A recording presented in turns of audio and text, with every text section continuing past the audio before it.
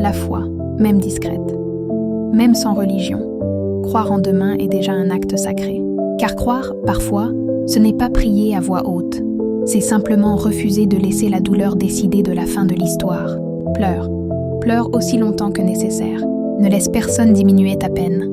Ne permets à personne de mesurer ta douleur à sa propre échelle. Beaucoup diront que tu exagères, mais la vérité est simple. On ne comprend jamais pleinement une blessure que l'on n'a pas portée soi-même. C'est toi qui as souffert, pas eux. Alors leur jugement, leurs conseils pressés, leur silence maladroit n'ont aucun pouvoir sur ta guérison. Pleure encore s'il le faut.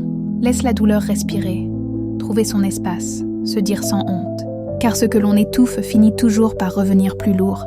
Puis, quand tu seras prêt, pas quand le monde l'exige, pas quand les autres se lassent, mais quand toi, intérieurement, tu sentiras un souffle nouveau, essuie tes larmes. Relève-toi et recommence. La douleur ne disparaît pas en un jour. Elle ne s'efface pas comme une trace sur un tableau. Mais je te l'assure, elle ne dure pas éternellement. Ce qui dure, c'est la force que tu découvres en toi à mesure que tu avances malgré elle. Une force calme, une force qui ne crie pas, une force qui te surprend. Accepter l'inacceptable, ce n'est pas renoncer. C'est arrêter de se battre contre soi-même. C'est reconnaître ce qui a été, sans s'y enchaîner pour toujours. Chacun suit son chemin. Chacun avance avec son histoire, ses croyances, ses blessures, ses espoirs. Dans ce vaste monde, quoi que l'on fasse, on sera toujours critiqué. Alors autant être fidèle à soi. Que les peuples apprennent à se regarder sans se juger, à s'accueillir sans chercher à se corriger, à laisser les autres être, simplement.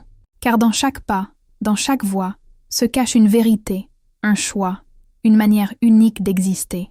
La foi, même discrète, c'est accepter que la vie soit plurielle. C'est croire qu'il y a de la place pour toutes les routes.